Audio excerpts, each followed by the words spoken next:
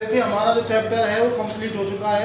इसके कुछ हम न्यूमेरिकल क्वेश्चन की बात कर लेते हैं। तो अपना चैप्टर चल रहा था, चैप्टर था अपना चैप्टर नंबर 12, प्रकाश की प्रकृति। प्रकाश की प्रकृति, प्रकाश की प्रकृति। इसके कुछ न्यूमेरिकल की बात कर लेते हैं। न्यूमेरिकल्स की बात करते हैं। इसके मैंने कुछ आपको क्वेश्चन कराए हैं, न्यूमेरिकल क्वेश्चन कराए हैं, आंकिक प्रश्न भी कराए हैं, एग्जाम्पल भी कराए हैं। मैंने आपको लास्ट वीडियो में एक टॉपिक पढ़ाया था, विभेदन सीमा, विभेदन विभेदन क्षमता, विभेदन। लास्ट वीडियो में मैंने आपको एक टॉपिक पढ़ाया था, विभेदन क्षमता, कि विभेदन क्षमता है, विभेदन क्षमता से भी क्वेश्चन आ सकते हैं। ठीक है, विभेदन क्षमता से क्या क्या क्वेश्चन आते हैं। देखो विभेदन क्षमता है, विभेदन क्षमता से कौन कौन से क्वेश्चन आ सकते हैं। तो कई बार क्वेश्चन नहीं आया है, अब तक नहीं आया, लेकिन आने के बहुत ज़्यादा चांस होते हैं।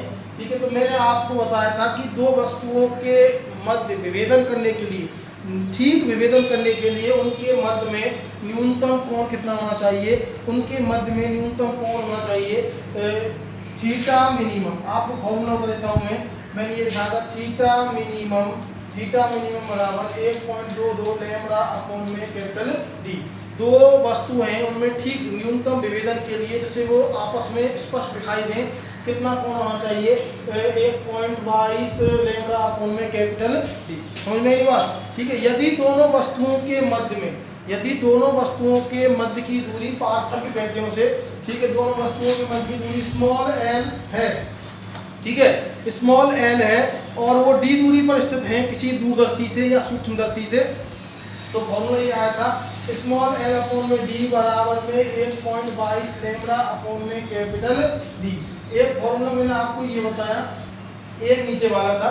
ठीक है, यदि फोकस दूरी, यदि फोकस पर रखे हुए हैं, दूरदर्शी के या सूक्ष्मदर्शी के दोनों वस्तुएं फोकस पर रखी हुई हैं, किस पर रखी हुई हैं, फोकस पर रखी हुई हैं, तो विभेदन क्षमता आपकी जो न्यूनतम कोण है वो क्या आ जाएगा, यदि फोकस पे रखी हुई है और उनके दोनों वस्तुओं के मध्य में जो पार्थक्य है, पार्थक्य मतलब जो दूरी है, न्यूनतम विभेदन है, जो दूरी है, ठीक है, वो मतलब उसको विभेदन सीमा कह सकते हैं। क्या कह सकते हैं, विभेदन सीमा कह सकते हैं। वो एस है, तो मैं थीटा मिनिमम लिख सकता हूँ, थीटा मिनिमम बराबर में एस अपॉन में एफ। समझ में नहीं बात। ठीक है, यहाँ से एस का मान निकाल लेते हैं। एस कहलाती है विभेदन सीमा, क्या कहलाती है, विभेदन सीमा कहलाती है। तो एस बराबर में आ जाएगा थीटा मिनिमम इंटू में एफ, ये आ जाएगा, एस बराबर में आ जाएगा थीटा मिनिमम इंटू में एफ। समझ में नहीं बात, थीटा मिनिमम इंटू में एफ आ जाएगा। थीटा मिनिमम का मान आपको पता है 1.22, ये होता है 1.22 लैम्बडा। यहाँ रख देंगे तो ये आपके पास कितना आ जाएगा, एस का मान आ जाएगा, एस बराबर में, ठीक है, 1.22 लैम्बडा, ठीक है, एफ अपॉन में कैपिटल डी।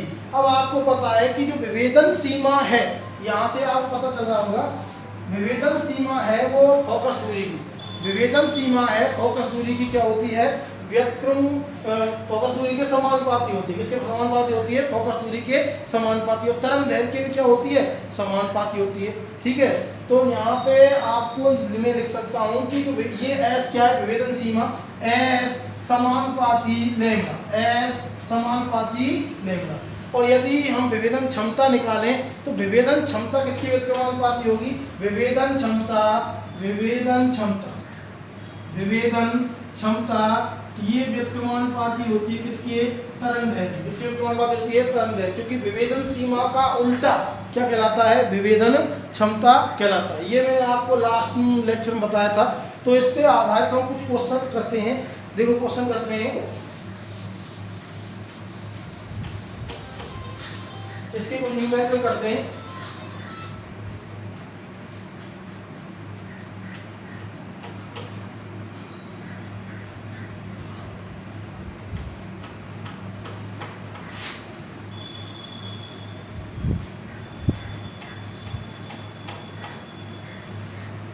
हाँ देखो एग्जाम्पल नंबर, देखो मैं एग्जाम्पल लिख रहा हूँ, एग्जाम्पल नंबर में बात कर लेता हूँ।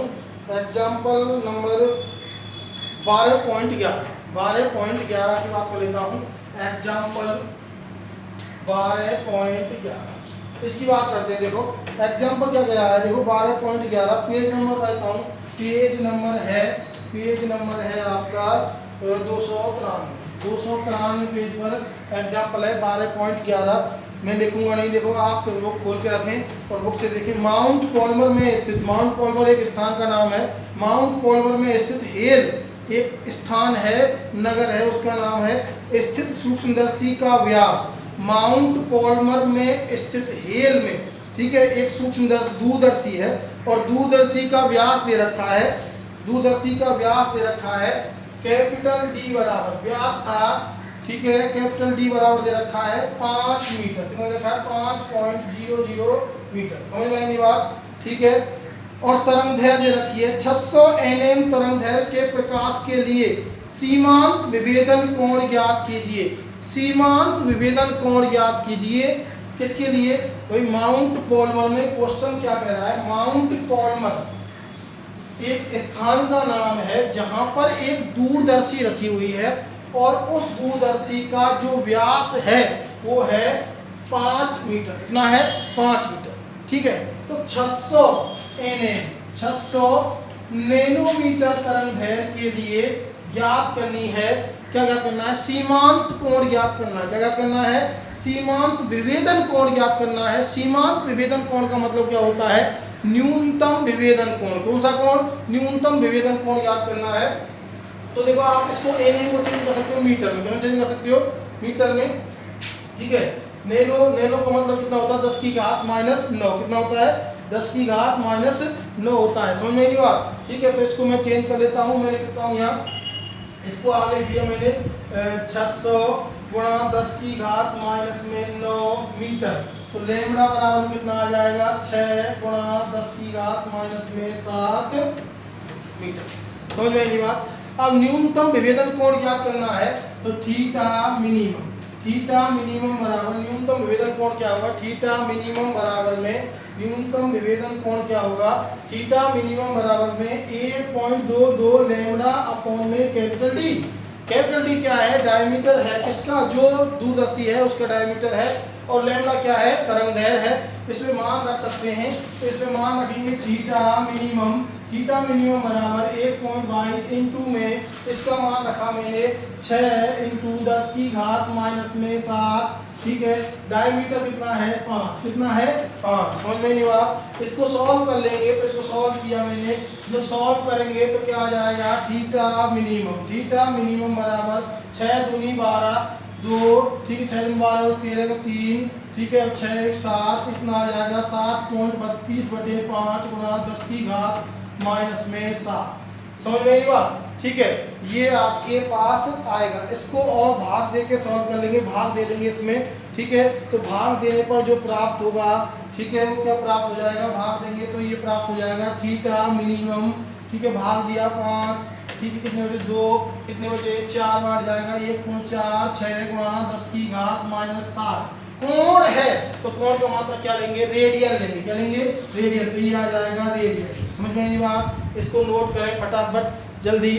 तो इतने रेडियन का उनमें क्या होगा? पार्थक्य होगा। क्या होगा? इतने जो सीमांत विभेदन कोण का मान होगा वो कितना प्राप्त हो जाएगा? वो प्राप्त हो जाएगा 1.4 6 गुणा 10 की घात -7 रेडियन।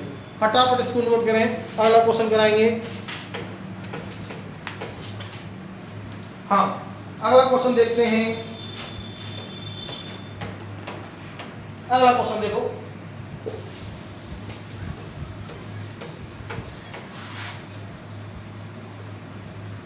ये नोट कर लिया होगा। अगला क्वेश्चन देखो,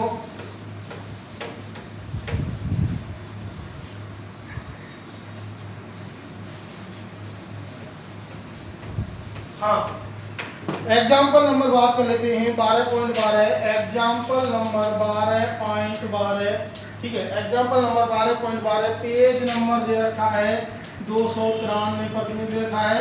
293 पे दे रखा है। तो क्वेश्चन क्या है? क्वेश्चन देखो, आप बुक खोल के रखो, क्वेश्चन पढ़ेंगे। दो संकीर्ण छिद्रों के मध्य की दूरी 1.525। दो संकीर्ण छिद्र हैं, एक छिद्र ये है ठीक है। मध्य की दूरी, जो संकीर्ण छिद्र हैं इनके मध्य की दूरी दे रखी है, कितनी दे रखी है, और ये दे रखी है आपके लिए 1.525, और किसमें दे रखी है, एम में। किसमें दे रखी है, एम में। दो संकीर्ण छिद्रों के मध्य की दूरी 1.525 mm है, जो 5 × 10⁻⁻5 सेंटीमीटर तरंग दैर्घ्य वाले प्रकाश स्रोत के सामने। तो यहाँ कोई प्रकाश स्रोत रखा हुआ है और यहाँ से क्या आ रहा है, प्रकाश आ रहा है। समझ में बात, जिसकी तरंग दैर्घ्य कितनी दे रखी है, तरंग दैर्घ्य दे रखी है, तरंग दैर्घ्य दे रखी है कितनी, 5 गुना तरंग दैर्घ्य दे रखी है लैम्ब्डा बराबर में 5 × 10⁻⁻5 सेंटीमीटर। कितनी दे रखी है, 5 × 10⁻⁻5 सेंटीमीटर तरंग दैर्घ्य वाले प्रकाश स्रोत के सामने रखे हुए हैं ये दोनों छिद्र। समझ में आई बात, ठीक है। 0.4 सेंटीमीटर व्यास वाले अवदर्शक लेंस वाले दूरदर्शी से देखे जाते हैं। तो ये जो दूरदर्शी यहाँ लगा हुआ है इसका डायमीटर दे रखा है, व्यास कितना दे रखा है, d बराबर 0.4, कितना दे रखा है, 0.4 सेंटीमीटर, कितना दे रखा है, 0.4 सेंटीमीटर दे रखा है, ठीक है। इससे देखे जाते हैं दूरदर्शी की वह अधिकतम दूरी ताकि छिद्र विभेदित हो सके, दूरदर्शी से वह अधिकतम दूरी ताकि छिद्र क्या हो सके, स्पष्ट दिखाई दे सकें, विभेदित हो सकें, अलग अलग दिखाई दे सकें। ये आपको क्या करना है, ज्ञात करना है। समझ में आई बात, ठीक है। तो यहाँ आप बात कर लेते हैं क्वेश्चन की। देखो भाई, आपको मैंने एक स्टार वाला बताया था मैंने कि ये 2 स्टार हैं, ये 2 स्टार हैं, ठीक है बेटा, ये 2 स्टार हैं और यहाँ ये दोनों स्टार किससे देखे जाते हैं, ये देखे जाते हैं किसी दूरदर्शी से। किससे देखे जाते हैं, दूरदर्शी से। इनके मध्य की दूरी मैंने मान ली n, क्या मान ली, n, स्मॉल n मान ली, ठीक है।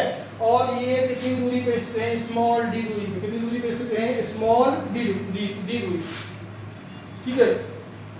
तो ये दोनों विभेदित हो सके, अलग अलग दिख सके, साफ स्पष्ट अलग अलग दिख सके। तो ये d का मान ज्ञात करना है, कितनी दूरी पर, वह दूरी ज्ञात कीजिए, दूरदर्शी से वह दूरी ज्ञात कीजिए जिस पर ये दोनों कैसे हो सके, विभेदित हो सके, अलग अलग हो सके। ध्यान रखना 2 स्टार थे, एक स्टार ये है, एक स्टार ये है, इन दोनों के मध्य की दूरी मैंने क्या मानी थी, स्मॉल l मानी थी। क्या मानी थी, स्मॉल l। समझ में आई बात, ठीक है। तो हम बात कर लेते हैं कि वो कह रहा है कि 2 छिद्र हैं, स्टार की जगह क्या लिए उसने, 2 छिद्र हैं और उनके जो मध्य की दूरी है वो दे रखी है। और मध्य की दूरी किसको क्या माना था, n बराबर दे रखा है 1.525, ठीक है, mm, क्या दे रखा है, mm, ठीक है। और ये दोनों जो छिद्र हैं किसी दूरदर्शी के सामने रखे हुए हैं और दूरदर्शी से जो प्रकाश आ रहा है उसकी तरंग दैर्घ्य दे रखी है लैम्ब्डा बराबर, कितनी दे रखी है, लैम्ब्डा बराबर 5 × 10⁻⁵ सेंटीमीटर। समझ में आई बात।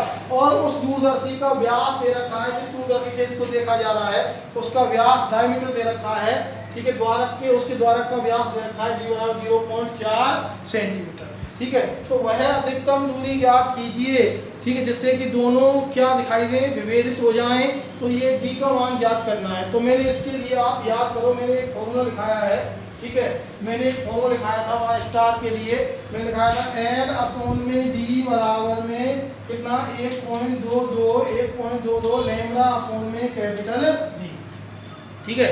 तो यहाँ से मैं क्या निकाल सकता हूँ, यहाँ से मैं L का मान D का मान निकाल सकता हूँ। तो D का मान निकालने के लिए क्या करेंगे, तो D का मान निकालने के लिए यहाँ जाएगा D बराबर में L × कैपिटल D अपोन में आ जाएगा 1.22 और लेंगे।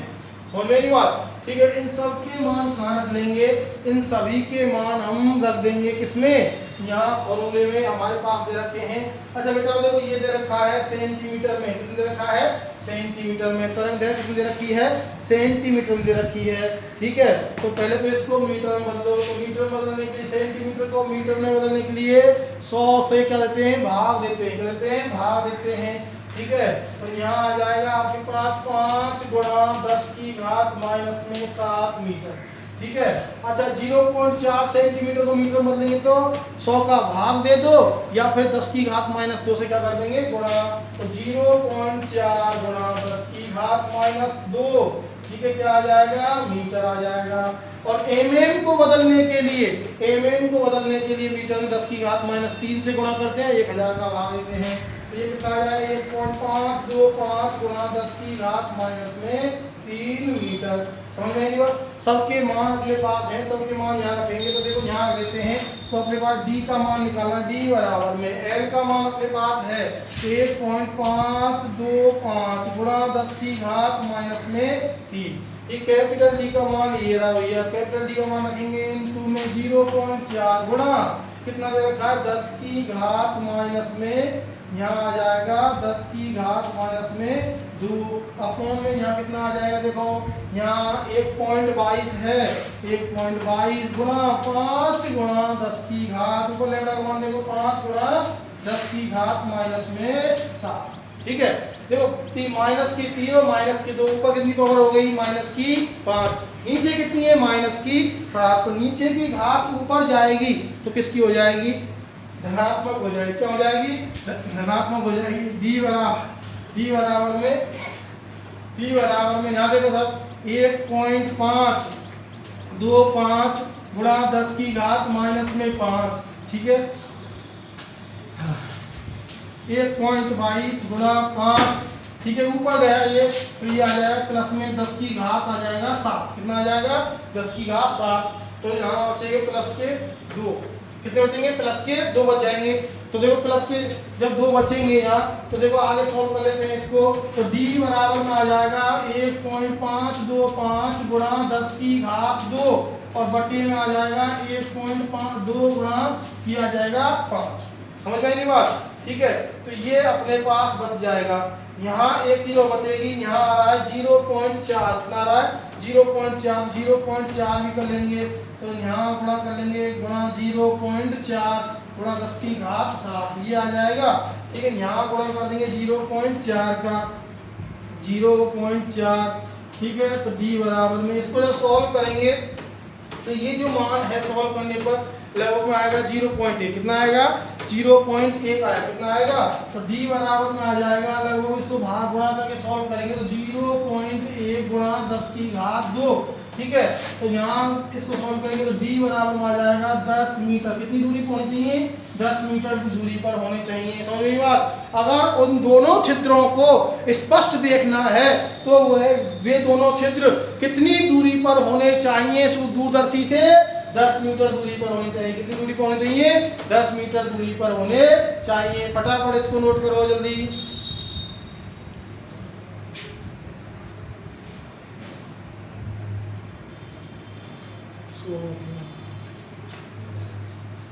फटाफट नोट करो इसको। हाँ अगला क्वेश्चन देखो, फटाफट देखो, अगले क्वेश्चन बात कर लेते हैं।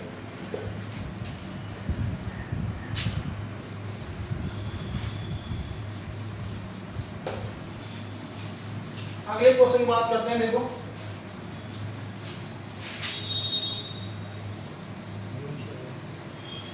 हाँ एग्जाम्पल नंबर देखेंगे 12.13, एग्जाम्पल 12.13, पेज नंबर है 294, कितने पे है 294, ठीक है।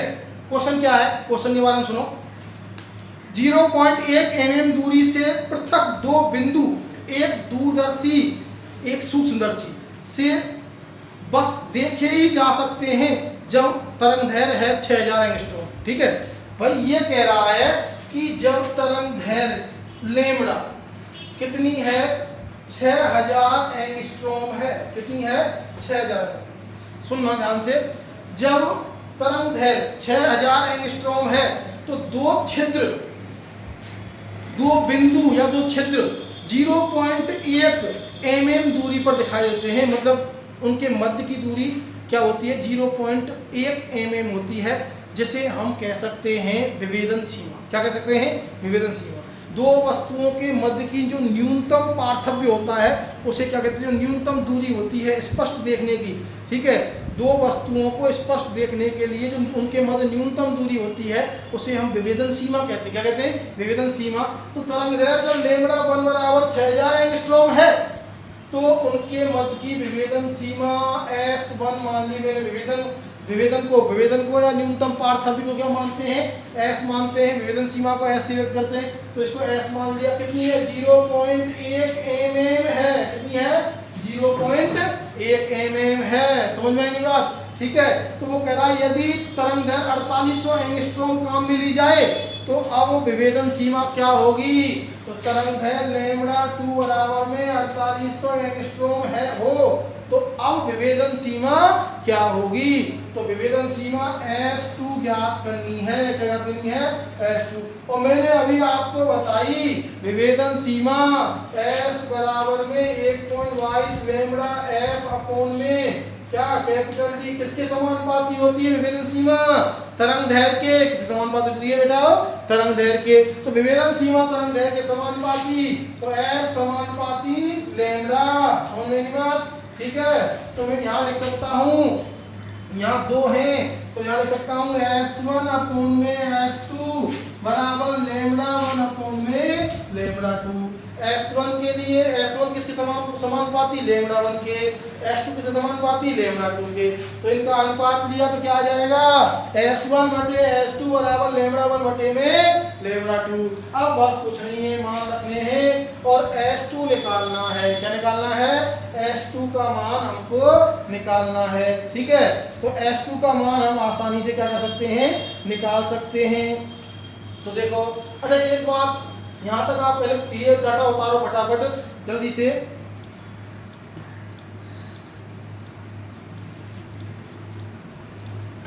अब देखो, तो अब मान रख देते हैं हम क्या निकालना है? S2 निकालना है। तो देखो S2 निकाला, S2 बराबर में क्या आ जाएगा? लैम्ब्डा 2 अपॉन में लैम्ब्डा 1 इनटू में S1।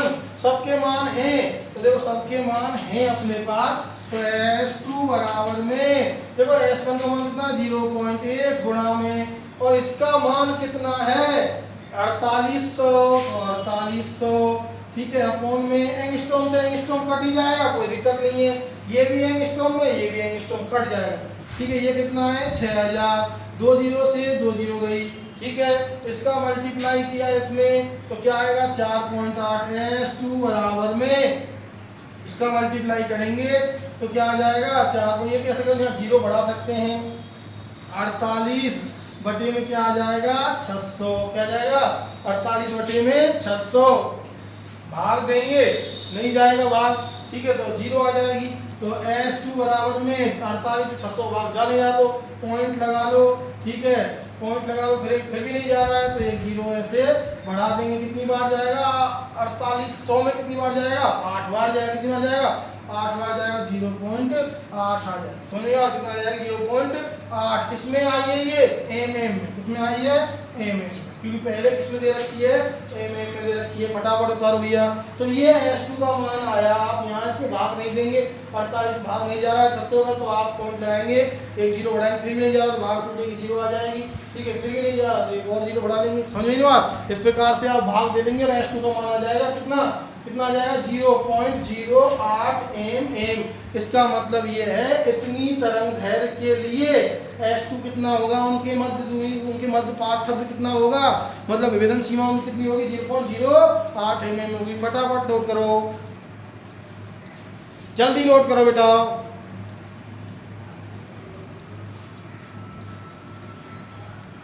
फटाफट। अब देखो कुछ ध्रुवण के क्वेश्चन करते हैं। किसे क्वेश्चन करते हैं? ध्रुवण के क्वेश्चन करते हैं। अब कुछ ध्रुवण के क्वेश्चन हम कर लेते हैं।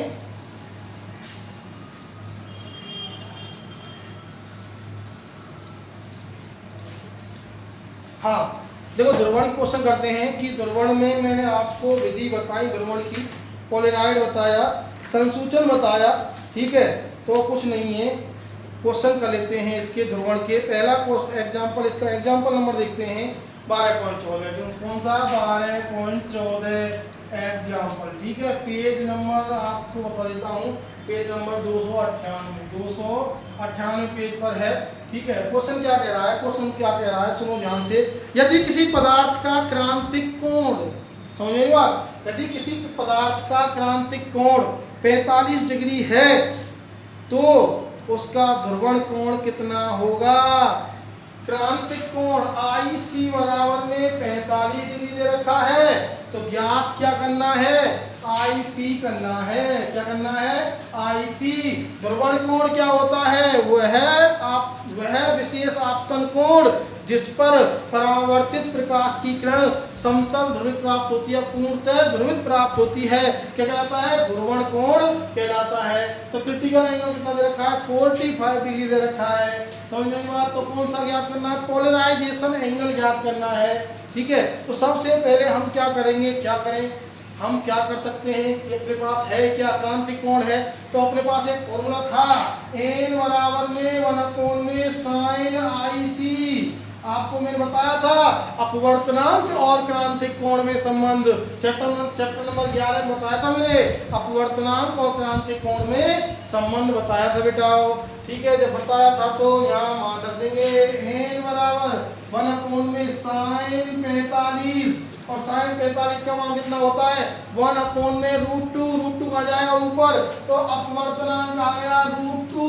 कितना आ गया, अपवर्तनांक √2। लेकिन ज्ञात क्या करना है, पोलराइजेशन एंगल IP ज्ञात करना है। तो बूस्टर का नियम क्या होता है, बूस्टर नियम से ब्रूस्टर नियम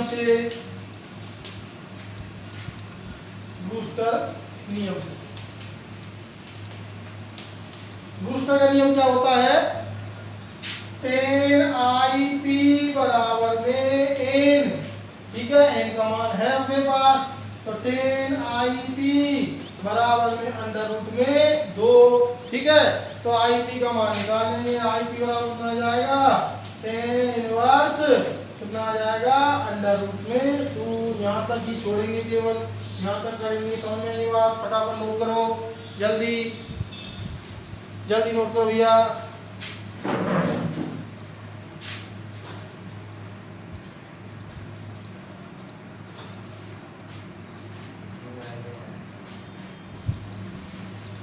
हाँ देखो, अगला एग्जाम्पल नंबर, नेक्स्ट एग्जाम्पल देखेंगे। नेक्स्ट एग्जाम्पल देखो,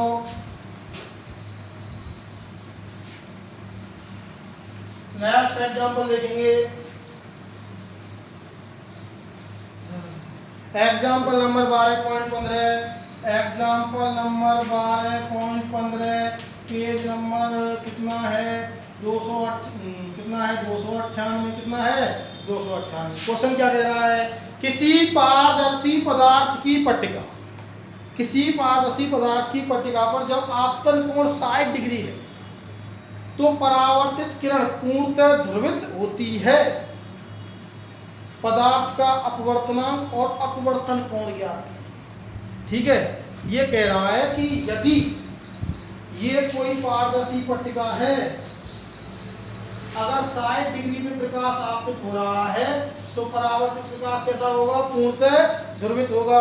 तो आपतन कोण जो होगा वो कौन सा कोण होगा, ध्रुवण कोण। कौन सा कोण, ध्रुवण कोण। क्योंकि जब हम किसी प्रकाश की किरण को किसी पारदर्शी पदार्थ पर ध्रुवण कोण, आपतन कोण का मान किसके बराबर होना चाहिए, ध्रुवण कोण पर आपतित करते हैं, तो जो परावर्तित प्रकाश है वो कैसा होता है, ध्रुवित होता है। कैसा होता है, ध्रुवित। और ये कैसा होगा, यहाँ अध्रुवित। कैसा होगा, अध्रुवित। समझ में आई बात। तो जिस कोण पे मैं आपतित कर रहा हूँ प्रकाश को, वो कोण कौन सा होता है, ध्रुवण कोण। और किससे व्यक्त करते हैं, IP से व्यक्त करते हैं। किससे व्यक्त करते हैं, IP से। और यहाँ कह रहा है वो पारदर्शी कोई पट्टिका है, उस पर हम प्रकाश आपतित कर रहे हैं 60 डिग्री पे। तो जो प्रकाश है, तो प्रकाश का जो परावर्तन हुआ तो वो कैसा प्राप्त हुआ, प्रकाश ध्रुवित प्राप्त हुआ। कैसा प्राप्त हुआ, ध्रुवित। ठीक है, तो आपतन कोण ही क्या है, ध्रुवण कोण। तो IP दे रखा है 60 डिग्री। कितना दे रखा है, 60 डिग्री। ज्ञात क्या करना है बेटा, ज्ञात हमको करना है अपवर्तनांक। क्या ज्ञात करना है, अपवर्तनांक ज्ञात करना है। और क्या ज्ञात करना है हमें, और ज्ञात करना है अपवर्तन कोण। ठीक है, तो एक तो ज्ञात करना है n और एक ज्ञात करना है r, अपवर्तन कोण। दो चीज। तो बूस्टर का नियम अपने पास होता है tan IP बराबर में n, कितना होता है tan IP बराबर में n, समझ में नहीं बात, ठीक है। तो यहाँ आ जाएगा भैया, यहाँ n बराबर में tan IP का मान कितने डिग्री कर रहे हैं 60 डिग्री पे, tan 60 का मान कितना होता है √3, कितना होता है √3, n बराबर में √3 या फिर कह सकते हैं 1.73 और 20, समझ में नहीं बात। ये तो अपवर्तनांक आ गया, क्या गया अपवर्तनांक। अब बात करते हैं अगली, क्या अपवर्तन कोण, क्या अपवर्तन। तो बेटा ध्यान दो, जब किसी पट्टिका पर आपतित करेंगे प्रकाश तो अपवर्तित किरण और परावर्तित किरण, ठीक है, ये पूर्णतः क्या होती है लंबवत होती है, क्या होती है लंबवत होती है। जब ये पूरा कोण 180 का है, ये 90 का है, तो ये कोण कितना हुआ IP हुआ, आपतन कोण परावर्तन कोण के बराबर होगा। ये अपवर्तन कोण हुआ R, तो ये भी कितने होंगे योग इनका 90, कितना होगा 90। तो आपको पता है मैंने वहां बताया था कि परावर्तन द्वारा ध्रुवण में आपतित किरण को जब ध्रुवण कोण पर आपतित किया जाता है तो परावर्तित किरण और अपवर्तित किरण, परावर्तित किरण और अपवर्तित किरण पूर्णतः समतल ध्रुवित होती है, ठीक है। पूर्णतः क्या होती है लंबवत होती है, कैसी होती है लंबवत होती है। परावर्तित किरण और अपवर्तित किरण आपस परस्पर क्या होती है लंबवत। तो मैं लिख सकता हूँ IP प्लस में R बराबर 90 डिग्री ध्रुवण कोण और अपवर्तन कोण का मान। बेटा ये दोनों प्रकाश किरण लंबवत हैं, पूरी रेखा 180 की, तो इनका योग कितना होगा 90 तो होगा, समझ में नहीं बात, ठीक है।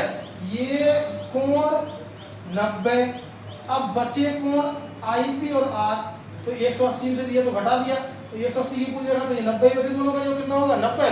तो यहाँ IP का मान दे रखा है पर कितना 60 डिग्री, तो 60 डिग्री प्लस में R बराबर 90 डिग्री, तो R बराबर में 90 माइनस में 60, तो पर अपवर्तन कोण कितना आ जाएगा 30 डिग्री। फटाफट नोट करो, जल्दी जल्दी नोट करो, फटाफट नोट करो भैया, अगला क्वेश्चन कराएंगे फिर।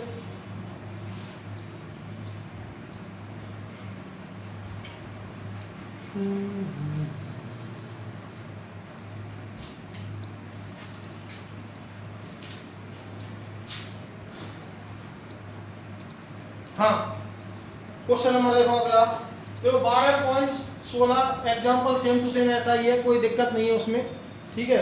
अगला देखो तो 12.17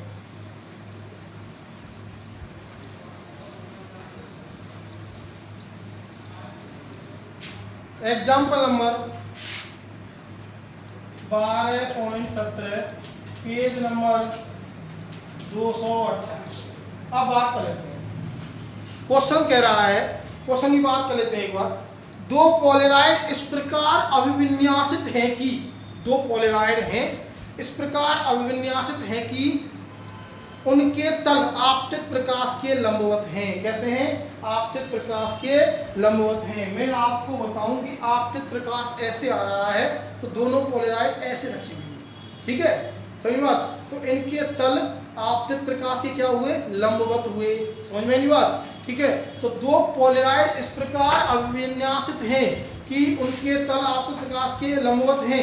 इनके संचरण अक्ष परस्पर 30 डिग्री कोण पर हैं। तो आपतित अध्रुवित प्रकाश का पारगमित होने वाला कितना अंश होगा? समझ में आई नहीं बात? ठीक है। तो मैं आपको यहाँ डायग्राम बनाऊं तो डायग्राम में कुछ इस प्रकार से बना सकता हूँ कि दो पोलेराइड हैं, एक पोलेराइड ये रही और एक पोलेराइड कुछ इस प्रकार से है, ठीक है। तो इन दोनों के मध्य में कितना कोण बन रहा है? इन दोनों के अक्षों के मध्य, इन दोनों के अक्षों के मध्य में कितना कोण बन रहा है? 30 डिग्री का कोण बन रहा है। कितना बन रहा है? 30 डिग्री का कोण बन रहा है, ठीक है। आपतित प्रकाश के तल क्या हैं? ये लंबवत हैं। इनके तल क्या हैं? लंबवत हैं। उनके अक्ष कितना कोण बना रहे हैं? 30 डिग्री। इन दोनों के मध्य में, ध्यान सुनो, प्रकाश यहां से आ रहा है तो इनके जो तल हैं, ये तल हुआ, ठीक है, ये जो तल हुआ ये तो आपतित प्रकाश के क्या है? लंबवत है। और इन दोनों पोलेराइडों के मध्य में कितना कोण बन रहा है? इन दोनों पोलेराइडों के मध्य कोण बन रहा है कितना? 30 डिग्री का। कितना बन रहा है? 30 डिग्री का बन रहा है। तो बताओ कि यहाँ से जब प्रकाश बाहर निकलेगा तो कितने प्रतिशत बाहर निकलेगा, उसकी तीव्रता कितनी प्रतिशत, तो निर्गत प्रकाश की तीव्रता कितने प्रतिशत होगी। समझ में आई बात? तो मैंने आपको ध्यान करो, जब मैंने पोलराइड का संसूचन बताया, जब मैंने प्रकाश का संसूचन बताया था तो मैंने बताया था कि एक पोलराइड से जब यदि तीव्रता I0 है, यदि अध्रुवित प्रकाश की तीव्रता I0 है और उसे यदि एक निकोल प्रिज्म से या एक पोलराइड से गुजारा जाता है तो तीव्रता भैया कितनी हो जाती है? आधी हो जाती है। कितनी हो जाती है? आधी हो जाती है। समझ में आई बात? अब ये इससे गुजरेगा, दूसरी पोलराइड से गुजरेगा। ध्यान दो भाई, जब किसी प्रकाश अध्रुवित प्रकाश को किसी एक निकोल प्रिज्म, ध्यान दो, जब किसी अध्रुवित प्रकाश को किसी अध्रुवित प्रकाश की तीव्रता है I0, कितनी है? I0। जब किसी अध्रुवित प्रकाश को किसी एक निकोल प्रिज्म से या फिर एक पोलराइड से गुजारा जाता है तो उसकी तीव्रता हो जाती है I0 तीव्रता थी, जब गुजारा तो कितनी हो गई? I0 बटे में 2। ठीक है। अब पूछा है कि बाहर जो निकलेगा दूसरी पोलराइड से बाहर निकलेगा जब प्रकाश, तो कितनी तीव्रता होगी। समझ में नहीं बात? ठीक है। तो मैं यहाँ लिख सकता हूँ, मैं यहाँ लिख सकता हूँ इसमें, तो देखो, यदि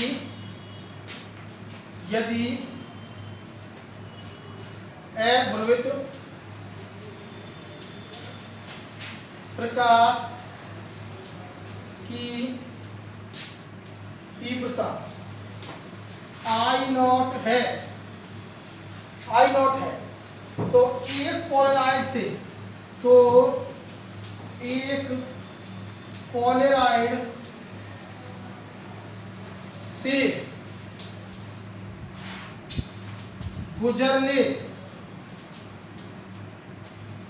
के बाद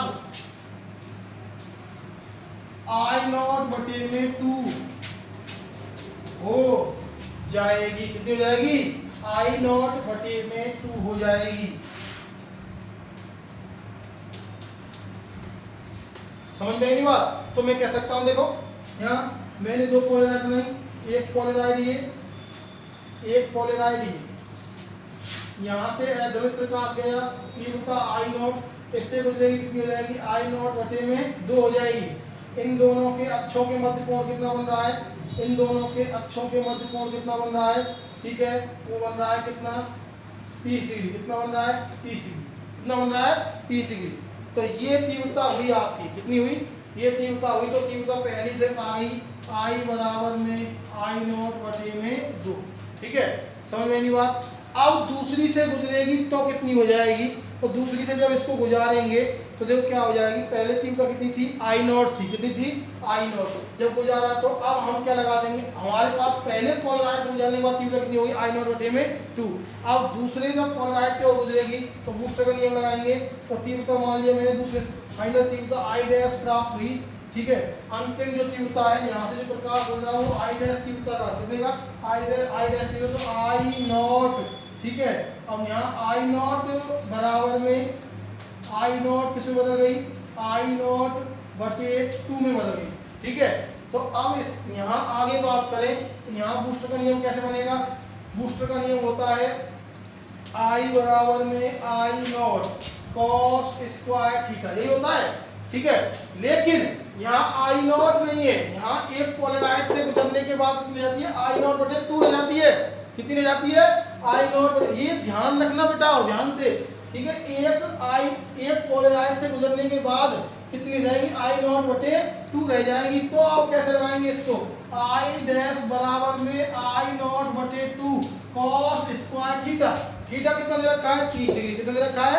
30 डिग्री। समझ में नहीं बात? तो थीटा आपके पास दे रखा है 30 डिग्री। तो I' बराबर में I0 बटे 2 और cos स्क्वायर 30 डिग्री।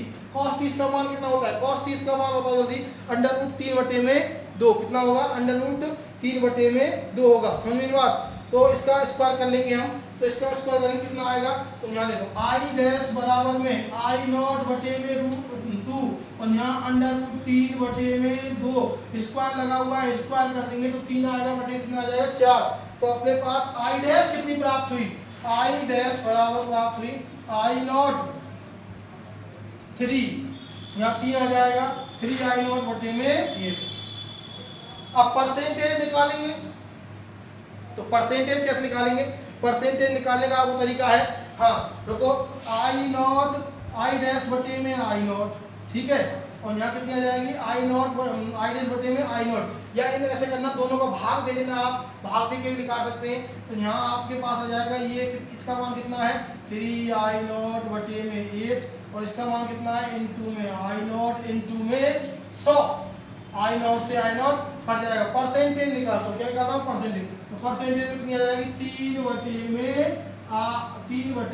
8, कितनी जाएगी 3 बटे में 8 इनटू में 100 है ये, तो इसको काटेंगे कितना आ जाएगा, ठीक है, इसको काट लेंगे तो ये आएगा 12 छिक्की 72, 12 7 84, 12 अट्ठे 96, ठीक है, तो ये आ जाएगा कितना 3 इनटू में यहाँ से आ जाएगा 8 का भाग दे लेना, कितनी बार जाएगा लगभग 12 पॉइंट कुछ जाएगा, तो 12, ठीक है, कितने बचेंगे 4 बचेंगे, 8 पॉइंट 4, 12.5, इसका गुणा कर लेंगे तो कितना आ जाएगा 12 24 36 37.5, 37.5% जो मात्रा है वो यहाँ से गुजर के जाएगी, 37.5%। यहाँ से मात्रा कितनी गुजरेगी 50%, और यहाँ से कितनी गुजरेगी 37.5%। समझ में नहीं बात, ठीक है। इसके और भी क्वेश्चन 2-4 क्वेश्चन और हैं, उनको हम अगली क्लास में कराएंगे। इसको आप उतार लें एक बार, फटाफट जल्दी उतारें जल्दी भैया। और